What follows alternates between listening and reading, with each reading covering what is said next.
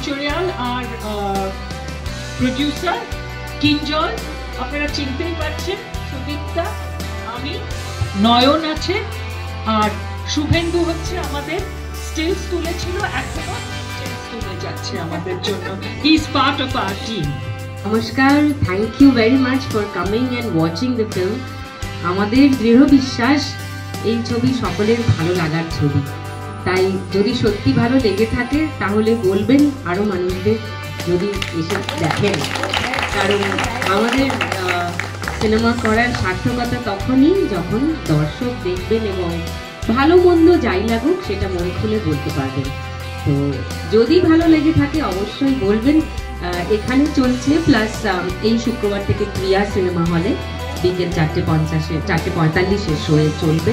তো যদি পাঠান দর্শকদের, আমাদের খুব ভালো লাগবে।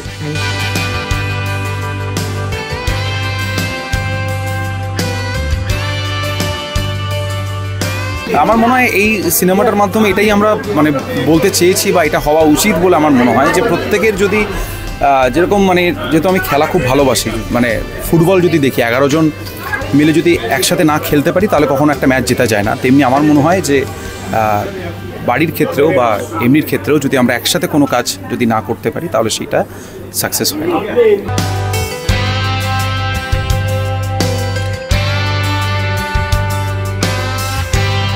সংসার কোনোদিনই কারোর একার পক্ষে সম্ভব নয়, সেটা আমরা জানি, জেনেও কেন জানি না বুঝতে চাই না।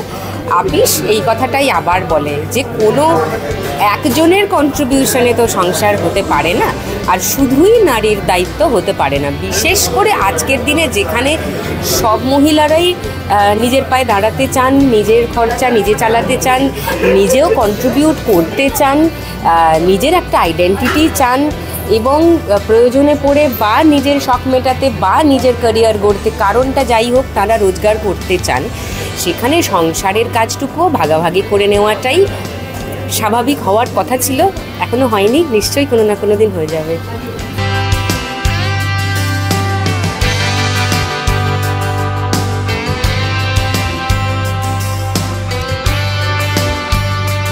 অনেকদিন ধরে আমি শুনেছি এই ছবিটার কথা। সুদেশ দাদি আমাকে অনেক দিন থেকে এই কথাটার কথা বলেছে। প্রদীপজি, সুদেশ দাদি দুজনেই আমার খুব প্রিয় মানুষ, এবং সবাই খুব চার্জ ছিল এই ছবিটা নিয়ে। আর প্রিয় অভিনেত্রী এই ছবিতে কাজ করেছে সুদীপা। আমার মনে হয় যে যেটা এই ছবিটার একটা যে বিষয়বস্তু, অফিসের ভেতরকার অনেক সমস্যা বা অনেক কিছু, অনেক হিউমারও আছে নিশ্চয়ই এই ছবিটার ভেতর। তো অনেক কিছু নিয়ে এই গল্পটা। তো আমি আরও বিশদভাবে বলতে পারবো ছবিটা একটু দেখলে। তাহলে সুদীপ্তা একটা অসাধারণ কাজ করেছে, আমি শুনেছি অলরেডি, এবং ও সবসময় করে। তো দেখা যাক, আমি দেখে আরেকটু ভালো করে বলতে পারবো। তবে আমি মনে করি এইরকম ধরনের কন্টেন্ট নিয়ে ছবি হওয়া উচিত, এবং এই ছবিটা যথেষ্ট মানুষের মনোগ্রাহী হয়েছে। ও বললো সেটা একেবারেই সঠিক যে দুজনকেই দুপক্ষকেই করা উচিত, কারণ দুজনেরই সমান রেসপন্সিবিলিটি বর্তায়।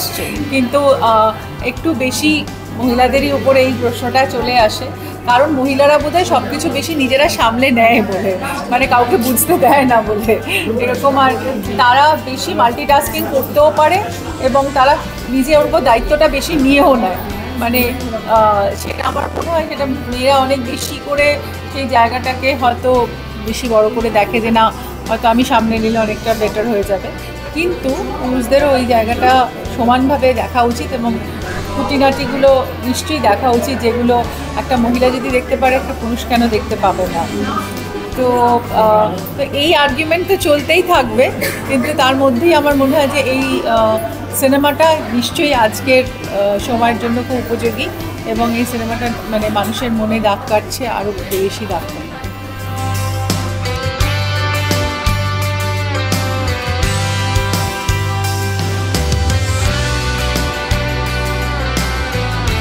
এই ছবিটার মধ্যে একটা অদ্ভুত মজা আছে। আমরা সারাক্ষণ সত্যি চরিত্র, রিয়েল চরিত্র, রিয়ালিটি, এগুলো খোঁজার চেষ্টা করি, পাইনি, চারিপাশটা পাইনি। এইটা তো একজনের গল্প, বাণীদির গল্প। বাণীদির গল্পে চরিত্রগুলো বড্ড জ্যান্ত, আর সুদেশনাদি এবং রানাদা মানে অভিজিৎদা, উনি কিন্তু দুজনে মিলে ছবিটাকে একটা অত্যন্ত সাধারণ প্রেক্ষাপটে একটা মর্মস্পর্শী গল্প বলেছে, খুবই মর্মস্পর্শী গল্প। চরিত্রগুলো বড্ড সত্যি।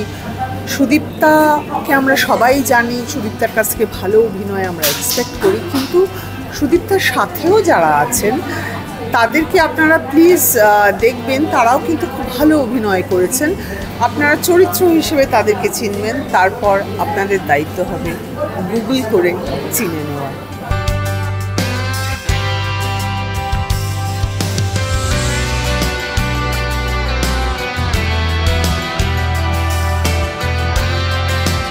কষ্ট না করলে তো কেষ্ট পাবো না, তো আপিসটা তৈরি করেছি, কষ্ট করে বলবো না, আনন্দ করেই করেছি।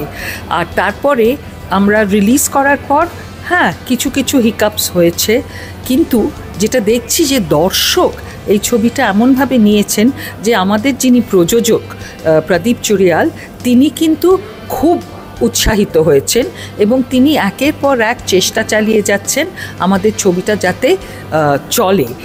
ম্যাকনিলের তরফ থেকে এটা করা হয়েছে এবং আমাদের এটা 3rd উইক রানিং, সামনে আরও 2 উইকের জন্য আমরা প্রিয়াতে আসব, দেখা যাক তারপর কি হয়। আমরা লোকের কাছে পৌঁছানোর চেষ্টা করছি এবং এটা ওয়ার্ড অফ মাউথে অনেকটা হয়েছে। আমরা ইউজুয়ালি ভাবি তো এই ধরনের ছবি গ্রামের লোকেরা বা সেমি আরবান লোকেরা আসবেন না, কিন্তু এসেছে। এটাই আমাদের কাছে একটা বড় প্রাপ্তি এবং এটা হয়তো মার্কাটারি গল্প নয়, কিন্তু এটার মধ্যে হৃদয় আছে এবং সেই হৃদয়ের জন্যই কিন্তু লোকে এটার সঙ্গে একাত্ম হতে পারছে এবং আমাদের ওয়ার্ড অফ মাউথে এটা কিন্তু চলছে। This is the 3rd week. মানে এই ধরনের ছবির সমস্যাটা বলে আমার মনে হয় যেটা একটু মানুষকে হলে নিয়ে আসার পর কিন্তু কোনো অন্যদের সঙ্গে কথা বলে দেখতে পারো, তুমি যখন দেখে বেরোবে, যারা দেখছে তারা কিন্তু খুব ভীষণ পছন্দ করছে এবং যাদের আমরা চিনি না এরকম লোক আজকে যা হয় আর কি, হল থেকে বেরিয়ে এসে তারা কিন্তু ফেসবুকে বিভিন্ন মাধ্যমে তারা রিভিউজ লিখছে, ভীষণ প্রেস করছে, অন্যদের দেখতে বলছে। এটা কিন্তু খুব কম বড় অ্যাচিভমেন্ট নয়।